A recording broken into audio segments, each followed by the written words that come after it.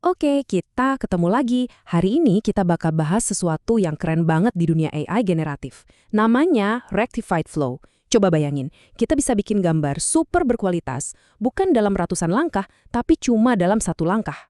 Konsep inilah yang akan kita bedah, dan percayalah, ini benar-benar mengubah aturan main soal efisiensi di dunia AI. Jadi, kita langsung aja ke pertanyaan utamanya. Gimana caranya kita ambil noise acak, ya kayak semut di TV rusak gitu, dan kita sulap jadi sebuah mahakarya cuma dalam sekali jalan.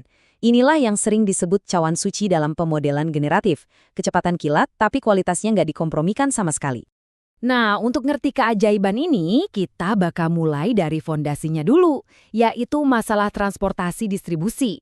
Terus kita lihat gimana metode-metode sebelumnya, kayak diffusi dan flow making, jadi pijakan. Abis itu kita masuk ke intinya, ide jenius di balik rectified flow, gimana cara kita meluruskan alirannya lagi dengan reflow, dan puncaknya, gimana semua ini memungkinkan generasi satu langkah yang super cepat. Yuk kita mulai. Oke, bagian pertama. Pada dasarnya nih, semua model generatif yang canggih itu cuma mencoba menyelesaikan satu masalah fundamental. Gimana cara memindahkan atau katakanlah mengangkut sampel dari satu jenis distribusi data ke jenis distribusi lain secara efisien. Kalau kita formal sedikit, kita punya distribusi awal, sebut aja P0. Ini anggap aja kumpulan noise acak. Terus ada distribusi target, P1. Ini kumpulan data kompleks, contohnya gambar wajah manusia. Tujuannya adalah belajar sebuah peta transportasi, kita sebut T, yang bisa mengubah noise jadi gambar. Nah, salah satu cara paling ampuh buat memodelkan si T ini adalah pakai persamaan diferensial biasa, atau OD. Konsep ini penting banget buat semua yang akan kita bahas selanjutnya.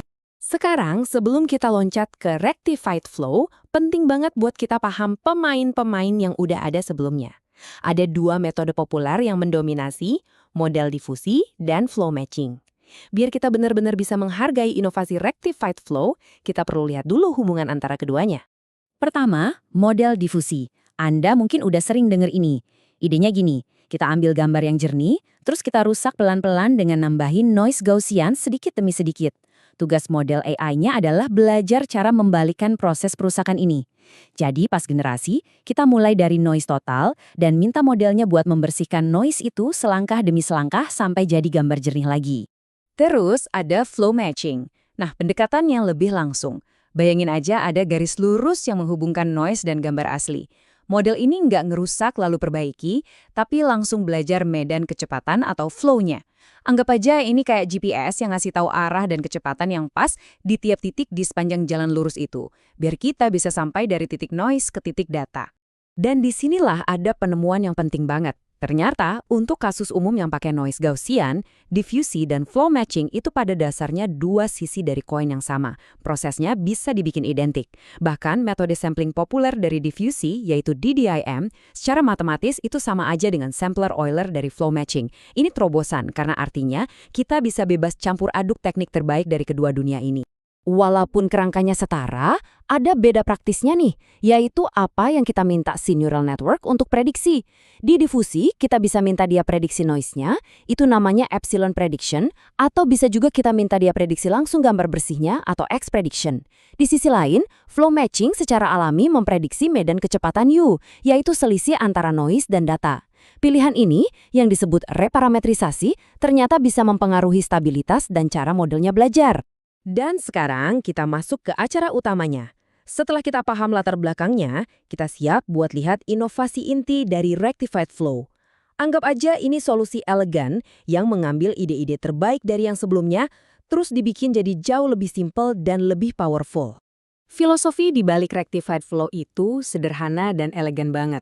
Jalur terpendek antara dua titik itu kan garis lurus. Jadi kalau kita mau ubah noise titik A jadi gambar titik B, kenapa harus lewat jalan yang muter-muter?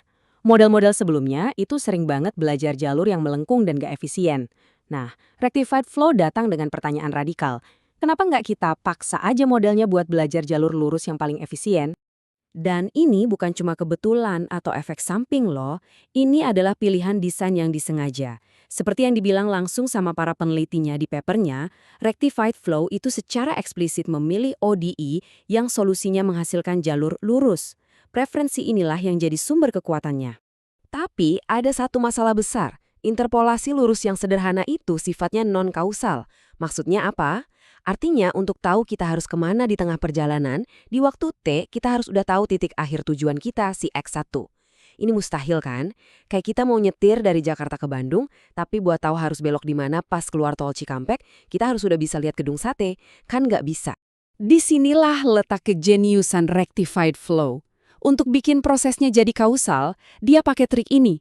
Di setiap titik dalam perjalanan, dia nggak lihat ke satu tujuan akhir. Tapi, dia melihat semua kemungkinan tujuan akhir yang jalurnya kebetulan lewat titik itu. Terus, dia merata-ratakan semua arah tersebut. Bayangin Anda lagi di persimpangan, terus ada ribuan orang mau ke tujuan beda-beda, tapi lewat situ. Dengan mengambil arah rata-rata dari mereka semua, Anda dapat satu arah terbaik yang bisa diikuti. Inilah cara rectified flow menjaga jalurnya tetap lurus tanpa perlu nyontek ke masa depan. Oke, jadi rectified flow yang awal tadi udah membawa kita dekat banget ke jalur lurus. Tapi ternyata kita bisa bikin jalurnya jadi lebih lurus lagi. Caranya pakai teknik cerdas yang namanya reflow. Yuk kita lihat gimana cara kerjanya.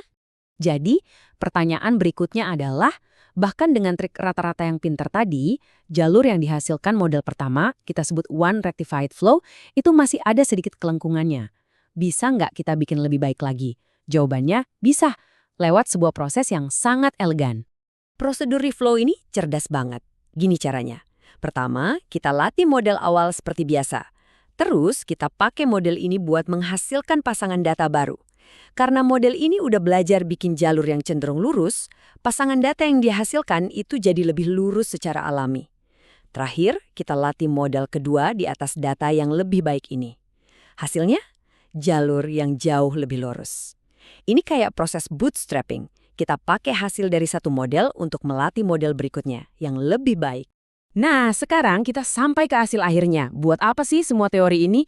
Gimana caranya jalur yang lebih lurus ini bisa ngasih kita efisiensi dan performa luar biasa yang jadi tujuan kita dari awal? Ini dia intinya. Kalau jalurnya berkelok-kelok, kita butuh banyak langkah-langkah kecil buat ngikutinnya. Makanya model difusi butuh ratusan langkah. Tapi kalau jalurnya lurus sempurna, kita bisa lompat dari titik awal ke titik akhir dalam satu langkah raksasa, tanpa ada kesalahan.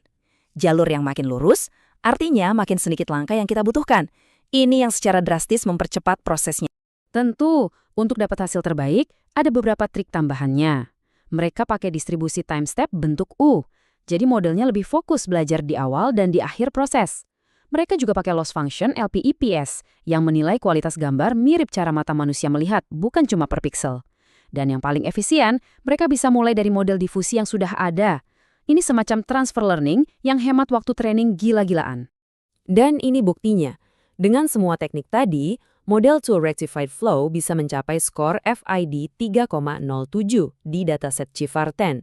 Sebagai konteks, FID itu ngukur kualitas gambar, makin rendah, makin bagus.